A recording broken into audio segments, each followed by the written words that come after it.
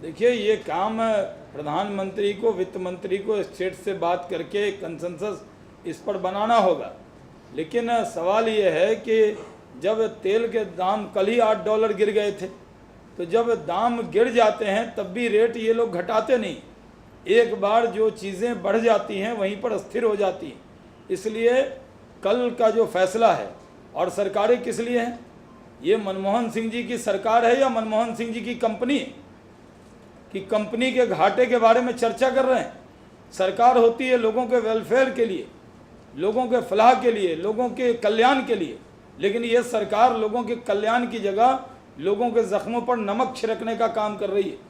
बहुत से तरीके हैं जिससे लोगों को रिलीफ दिया जा सकता है, सबको बुलाकर बातचीत करनी चाहिए।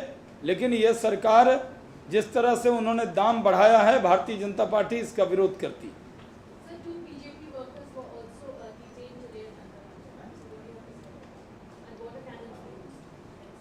देखिए, हर जगह कांग्रेस की सरकार कमज़ोर सरकार है। कल उन्होंने बातचीत में इसको माना कि वो कमज़ोर सरकार। आजकल पुलिस की ज़्यादतियाँ बढ़ा रहे हैं क्योंकि इमरजेंसी का दिन है। कांग्रेसियों को याद आता है कि 36 साल पहले हम लाठी से कैसे देश चलाते थे। तो 25, 26, 27 तारीख को कांग्रेसियों की सोच बदल जाती है तो लाठी ज़्यादा चलाते हैं। आज कई जगह बीजेपी वर्कर पर उन्होंने बहुत ज़ोर ज़बरदस्ती की है, बहुत जगह लाठियां बरसाई हैं, हमारे कई जगह कार्यकर्ताओं को गिरफ्तार किया है। लेकिन हमें भी याद रहता है कि 25, 26, 27 को कैसे हमने इमरजेंसी के ख़िलाफ़ कमर कसा था।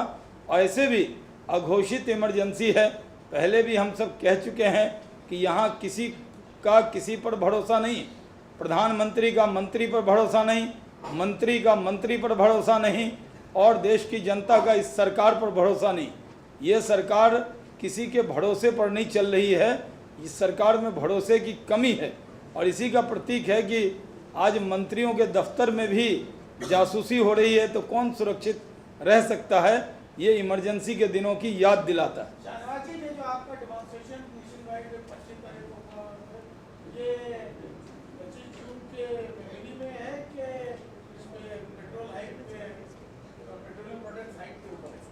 कल जब आप गए थे तालकटोरा में, जी मैं बता रहा हूँ भाई, कल जब आप गए थे तालकटोरा में तो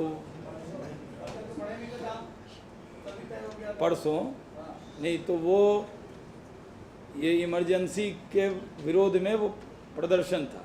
आज जो प्रदर्शन हुआ है, जो अभी इन्होंने पेट्रोल, डीजल और गैस के और किरासन तेल के दाम बढ़ाए हैं, उसके लिए हुआ है। और आपको जो हमने मैसेज भेजा है उसमें भी ये लिखा हुआ है।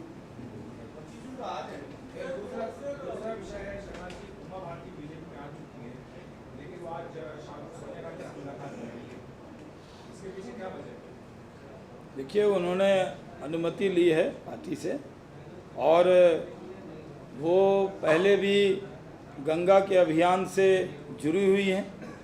और गवर्नमेंट ने उन जो गंगा को राष्ट्रीय नदी घोषित किया था जियो से, गवर्नमेंट ऑर्डर से, लेकिन उसको अभी तक इम्प्लीमेंट नहीं किया है। उमा जी ने पहले भी सोनिया जी को चिट्ठी लिखी थी और उनसे इसके लिए समय मांगा था। वो जाकर उनकी सरकार गंगा को राष्ट्रीय नदी घोषित करने के लिए सिर्फ बातें न करे, उस पर अमल भी करे, इसलिए वो मिल रही।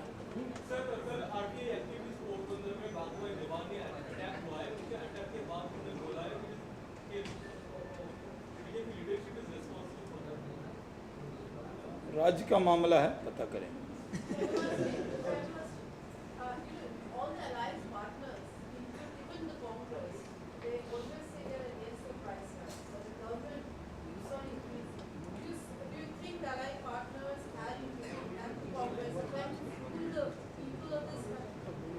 देखिए, कांग्रेस के जो एलाइज हैं वो लिप सर्विस ना करें। सरकार पर जैसे दबाव बनाया जाता है जिसमें वो लोग माहिर रहे हैं, वो काम करें। सरकार पर दबाव बनाएं कि सरकार रोल बैक करे। सिर्फ बयान देने से काम नहीं चलता। जो उनके एलाइज हैं वो भी जिम्मेदारी से बच नहीं सकते, इसलिए उनको गवर्नमेंट पर दबाव बनाना चाहिए कि वो रोल बैक करे पूरे प्राइस राइज को।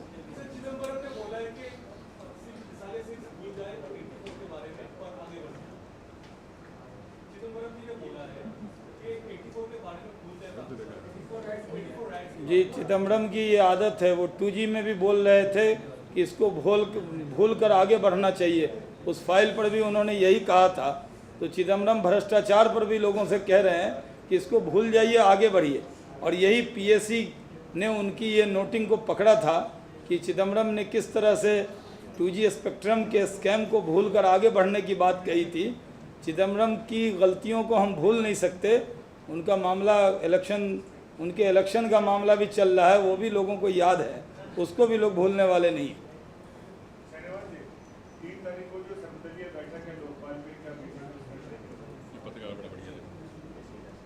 हमने आज तक सारी सर्वदलीय बैठकों में हरदम हम शामिल रहे हैं। जो भी देश के लिए कोई भी बैठक हुई है, बीजेपी ने उसमें पूरी जिम्मेदारी निभाई।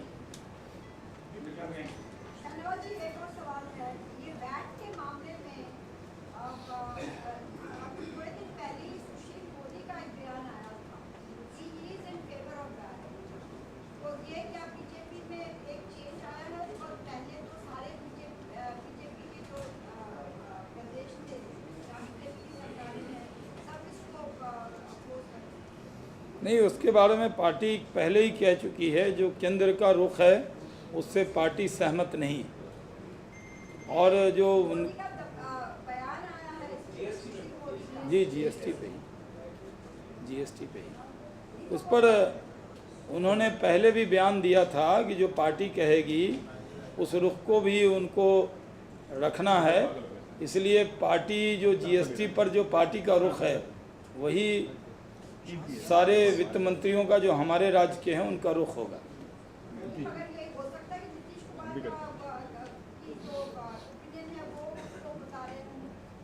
पूरा देखा नहीं है मैंने उनका बयान, लेकिन हमने कहा कि पार्टी का रुख है कि जीएसटी पर केंद्र अपना रवैया साफ करे, तभी भारतीय जनता पार्टी उस पर बात करेगी।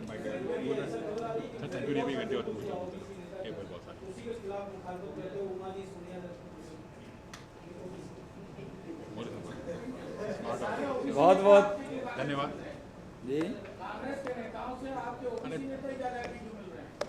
आप भी मिल सकते हैं, कौन रोक रहा है, चाहिए। बहुत बहुत धन्यवाद।